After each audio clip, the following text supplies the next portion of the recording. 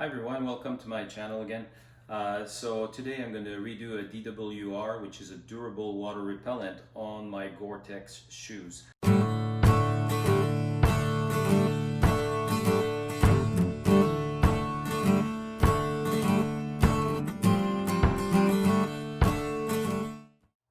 So the Gore Tex is usually a piece of material that's under a face fabric. Now in my case, the face fabric, every time I go outside walking the grass or whatever, now it's getting wet all the time. So I want to apply that to allow the Gore Tex to be able to, or the face fabric of the Gore Tex to be able to shed the water, and that way it can allow my transpiration and perspiration to come back out of the shoe with the breathability. When the face fabric is completely wet, I don't feel like you get as much of a breathability on your shoe.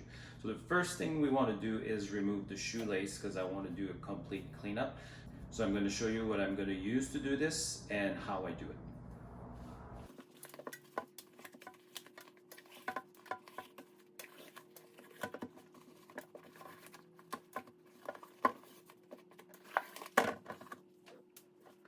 So a few things I'm going to use. I'm going to use a toothbrush. You can also use a little foam pad, like a little sponge, not the more abrasive one, but more of the softer one to clean off the shoe. So in my case, I like to have a soft bristle toothbrush, which is an old toothbrush that was meant to go to the garbage. And then I also use the Granger's Performance Repel, which is something I use on my hard shell.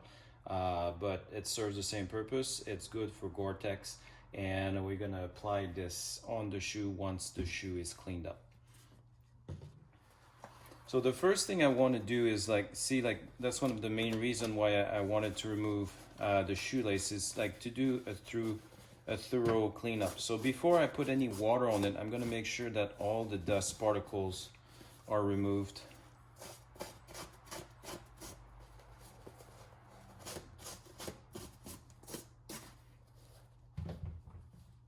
By removing the shoelace, you see you have a complete access. Now in the case of these Arc'teryx shoes, the Aerios, you probably have seen my review if you're following up here. The tongue is completely sewed in, as you can see, so I feel it's very important for me to reapply in here as well to allow the breathability of the shoe, especially if it gets wet here, because that's an area that's going to take longer to dry.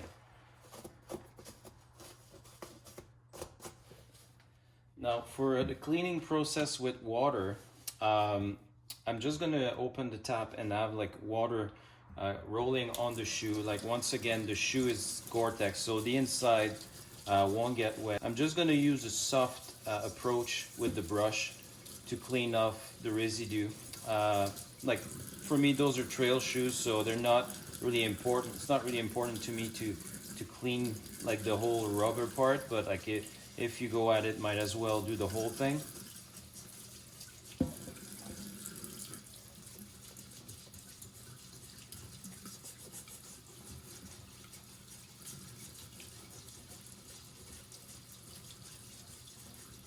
Now you can notice the face fabric is completely wet, so it does need to have a good treatment at this point.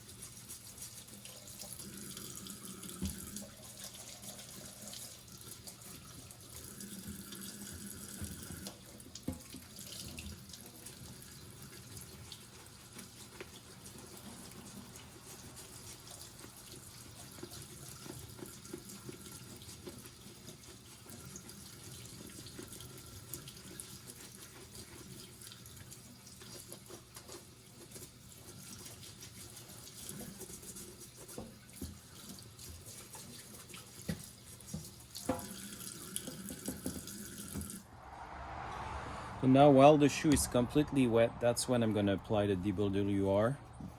So I'm going to open up this here. And then I'm going to apply in the corners here. Then I'm going to do the whole shoe.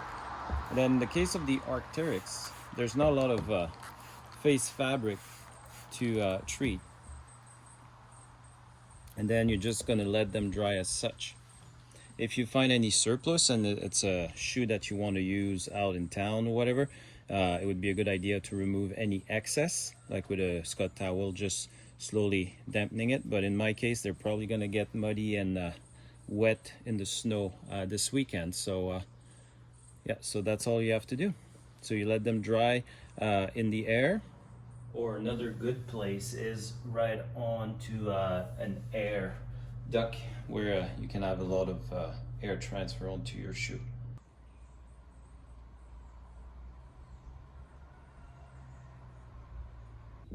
So I hope you found this video useful in any way.